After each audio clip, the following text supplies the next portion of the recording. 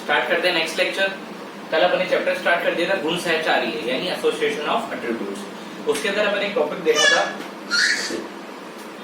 सहचार्य का निर्धारण कैसे किया जाता है। सहचार्य का निर्धारण करने के लिए ए बी का वास्तविक मान और ए बी का प्रेक्षित मान दोनों को कंपेयर किया जाता है और उसके आधार पर सहचार्य का मान निकाला जाता है। अगर वास्तविक मान और प्रेक्षित मान दोनों बराबर हो तब दोनों में कुछ भी सहचार्य नहीं माना जाएगा। अगर वास्तविक मान सहचार्य मान से प्रेक्षित मान से अधिक है तो धनात्मक संबंध और वास्तविक मान प्रेक्षित मान से कम है तो उसको ऋणात्मक संबंध कहा जाता है। ध्यान देना, जो अभी अपन ने पढ़ा था उसको कहते हैं सहचार्य का निर्धारण करना। सहचार्य कैसे निर्धारित होगा, एसोसिएशन कैसे होगा, उसको ज्ञात करने की ये विधि थी। आज हम इस पे क्वेश्चन करते हैं। आपकी बुक का दे रखा है एग्जाम्पल नंबर 3। एग्जाम्पल नंबर 3 में दे रखा है सुशील भाई और सुशील बहनें। सुशील भाई और सुशील बहनें थी आपकी 123, मतलब सुशील भाई का पॉजिटिव गुण A, सुशील बहन का पॉजिटिव गुण B, ये टोटल कितनी थी 123। आगे दे रखा है सुशील भाई और चिड़चिड़ी बहनें, मतलब सुशील भाई तो पॉजिटिव और चिड़चिड़ी बहनें नेगेटिव यानी बीटा। इनका कितना गुण था 85, इनका गुण दे रखा था 85।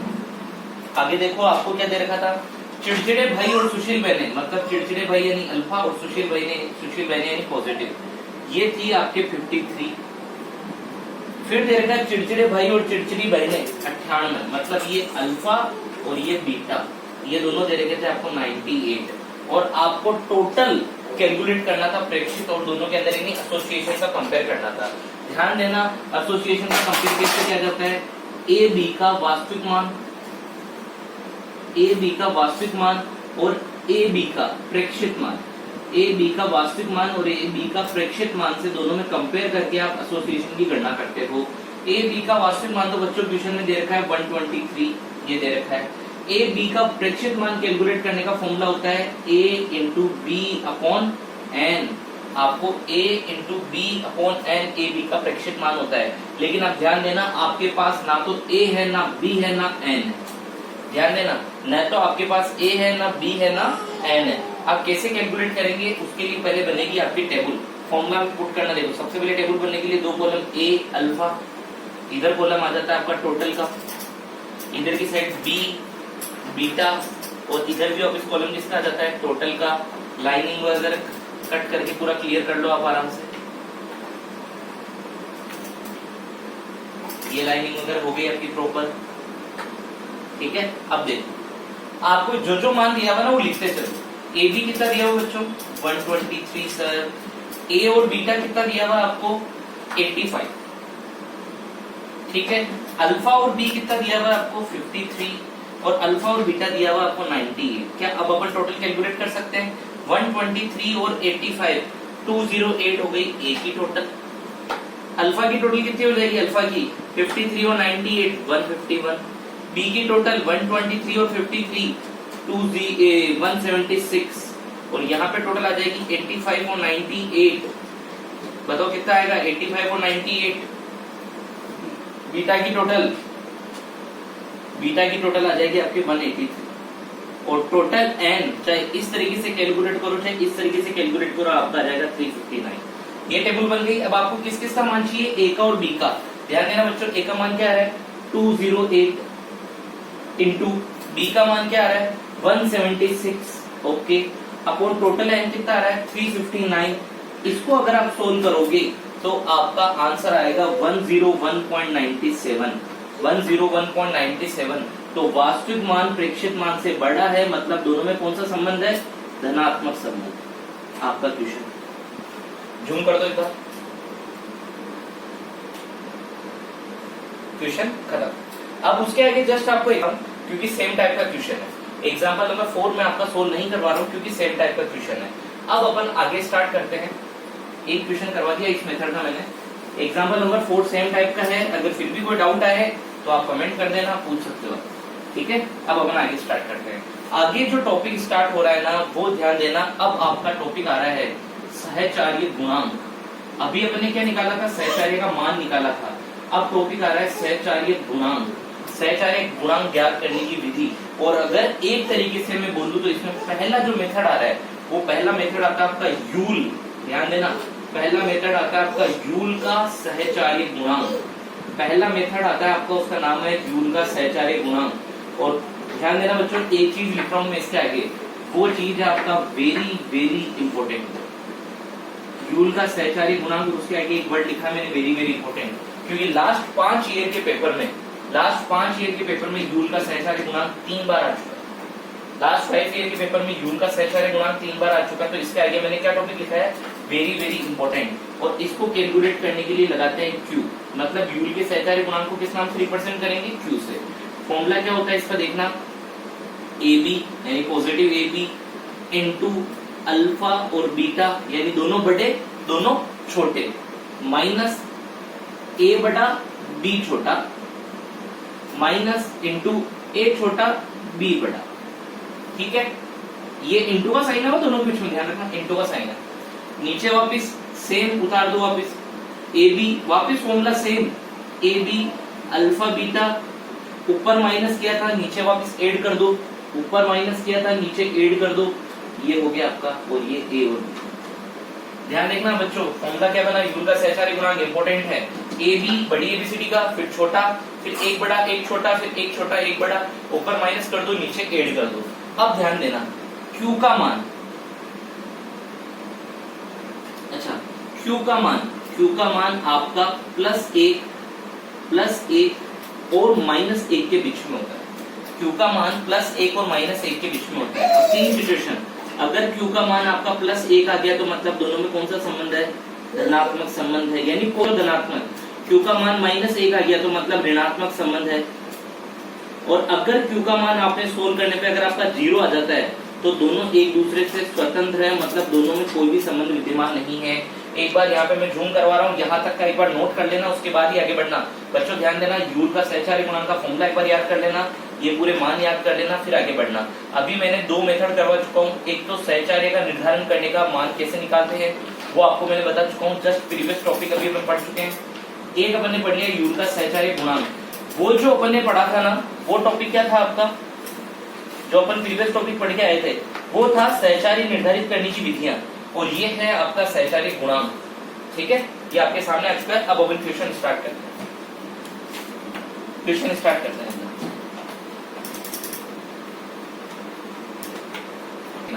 यूल का सहचार्य गुणांक का क्वेश्चन स्टार्ट करते हैं। एग्जांपल नंबर 4 मैंने आपके लिए छोड़ दिया था, अब स्टार्ट करते हैं अपन एग्जांपल नंबर 5 नहीं, एग्जांपल नंबर 6, क्योंकि एग्जांपल नंबर 5 फिर भी इजी है, एग्जांपल नंबर 6। ठीक है, चलो देखना एग्जांपल नंबर 6। और एक और इंपॉर्टेंट चीज है तो ध्यान देना, एसोसिएशन ऑफ एट्रीब्यूट्स ऑफ गुण सहचार्य का टॉपिक है, जिसका सेकंड नंबर का टॉपिक चल रहा है। इस पूरे चैप्टर में मैं एक इंपॉर्टेंट बात बता दूं, वो क्या है, इंपॉर्टेंट बात ये है कि इसमें डिसाइड करना पड़ता है, ए बी क्या है, अल्फा बीटा क्या है, ए और बीटा क्या है, अल्फा और बी क्या है, ये वैल्यू डिसाइड करना कि ए किसको मानेंगे बी किसको मानेंगे, वही सबसे इंपॉर्टेंट होता है। अगर एक बार आपने ए और बी डिसाइड कर लिया ना, फिर तो क्वेश्चन बहुत इजी हो जाता है, पर डिसाइड करना ही इंपॉर्टेंट है। तो डिसाइड कैसे करेंगे, बड़ी एबीसीडी का जो ए और बी है, बड़ी एबीसीडी का जो ए और बी है वो कहलाता है किसी भी चीज का गुण, यानी पॉजिटिव फैक्टर, और छोटी एबीसीडी का जो ए और बी है वो कहलाता है किसी भी चीज का अवगुण, यानी उसकी बुराई। ओके, एग्जांपल नंबर 6 देखना, टोटल 525 विद्यार्थी है। टोटल कितने विद्यार्थी है, 525, मतलब n हो गया 525। बच्चों वापस कह रहा हूँ, ए बी डिसाइड करना इंपॉर्टेंट होता है, तो ये जो डिसाइड कर रहा हूँ ना मैं, किस तरीके से डिसाइड कर रहा हूँ उसको बहुत ध्यान से सीखना। 525 टोटल विद्यार्थी हो गए। अब आगे पढ़ना, निम्नलिखित आंकड़ों के आधार पर आपको विवाह व परीक्षा में सफलता का यूल का सहचार्य गुणांक ज्ञात करना है। विवाह और परीक्षा में सफलता का आपको सहचार्य गुणांक ज्ञात करना है।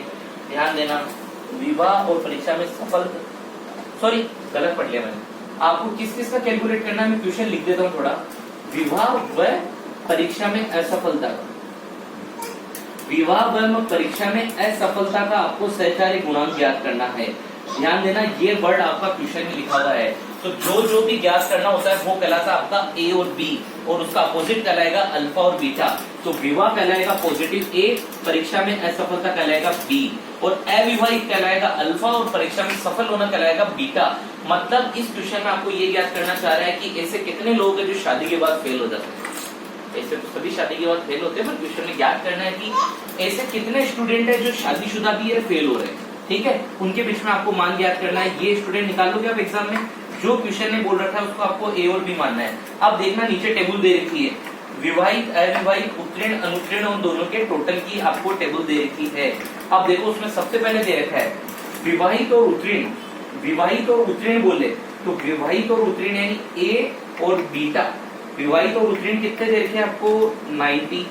फिर बोले विवाहित और अनुत्तीर्ण मतलब ये सही है, अल्फा और ए और बी ये दे रखा है आपको 65।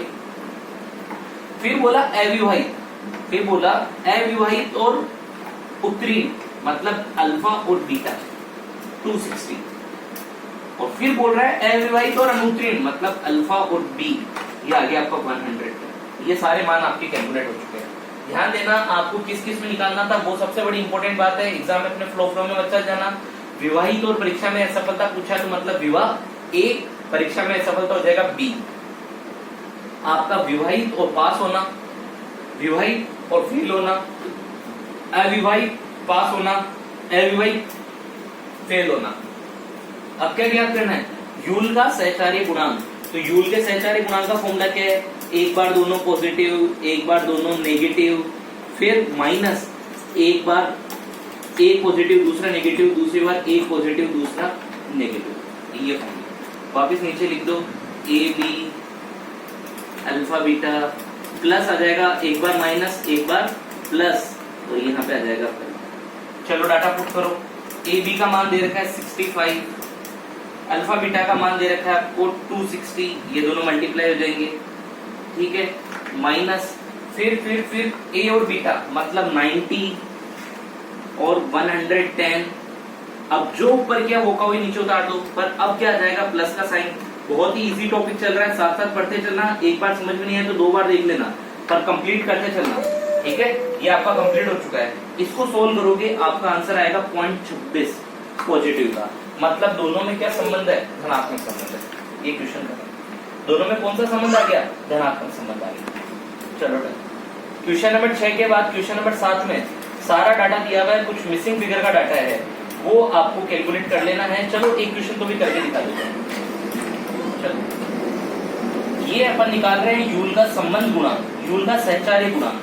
क्या निकाल रहे हैं अपन, यूल का सहचार्य गुणांक। ये जो आपने कैलकुलेट किया था ना, क्वेश्चन ध्यान रखना वहां पे नाम कुछ भी बोल सकता है, ये जो आपने कैलकुलेट किया था वो कहलाता है यूल का सहचार्य गुणांक, ठीक है। एग्जाम्पल नंबर 6 आपका कंप्लीट हो चुका है। एग्जाम्पल नंबर 7 के दो टाइप है, एक टाइप में सॉल्व करवा रहा हूं क्योंकि उसमें मिसिंग फ्रीक्वेंसी वाला केस है। एग्जाम्पल नंबर 7 अनसोल्ड सेम है, जैसे एग्जाम्पल है सेम अनसोल्ड है, पर सीक्वेंस फ्रीक्वेंसी में चलते रहना, साथ साथ होते जाएंगे। एग्जाम्पल नंबर 7 का फर्स्ट पार्ट में सॉल्व करवा रहा हूँ। क्या क्या दिया हुआ है क्वेश्चन ने, क्वेश्चन में देखना, क्वेश्चन ने दिया हुआ है आपको n दिया हुआ है 1000, n दिया हुआ है 1000, a दिया हुआ है आपको 470, बड़ा a है ध्यान रखना, बड़ा a, b दिया हुआ है आपको 620, ठीक है, और a और b दिया हुआ है 320। बाकी सारे डाटा मिसिंग है, बाकी सारे डाटा मिसिंग है। और आपको क्वेश्चन ने क्या निकालना है, आपको बोला है गुण संबंध गुणांक, गुण संबंध गुणांक आपको कैलकुलेट करना है क्वेश्चन में, मतलब यूल वाला क्वेश्चन, यूल वाला क्वेश्चन आपको कैलकुलेट करना है, ठीक है। अब कैलकुलेट करने के लिए पहले क्या बनेगी, टेबल, क्योंकि आपका कुछ डाटा मिसिंग है। टेबल बनाने का सीधा तरीका, एक बार पॉजिटिव एक बार नेगेटिव, और कॉलम किसका आ जाएगा, टोटल का कॉलम। एक बार खुद से सोल्व करने की कोशिश देखना। चलो अब जो मान दिया वो लिखना, a का मान दे रखा है 470, तो यहाँ पे नहीं लिखना है, वो a का मान लिखना है 470 यहाँ पे। b का मान दे रखा है 620, मतलब b का मान लिखना है यहाँ पे। n दे रखा है 1000, मतलब n लिखना है यहाँ पे। ab का मान दे रखा है मतलब 320 लिखना है यहाँ पे।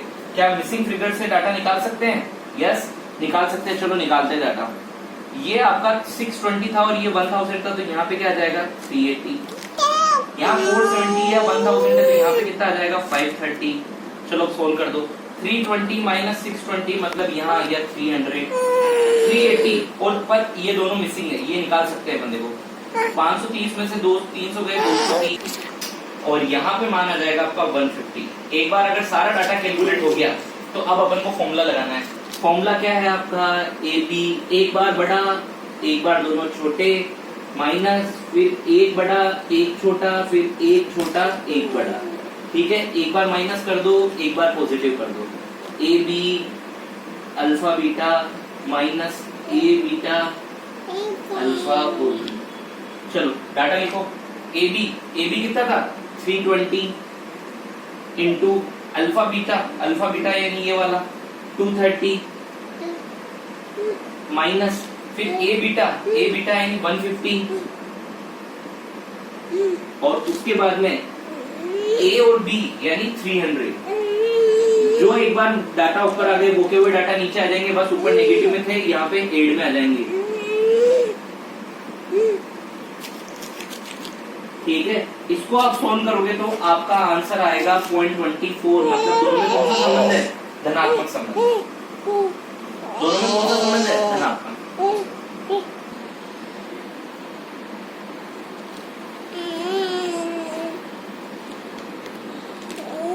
सहचारी गुणांक, coefficient of association, coefficient of association यानी सहचारी गुणांक कोएफिशिएंट ऑफ एसोसिएशन। इसको ज्ञात करने की तीन विधियां हैं। पहली विधि है यूल का सहचारी गुणांक।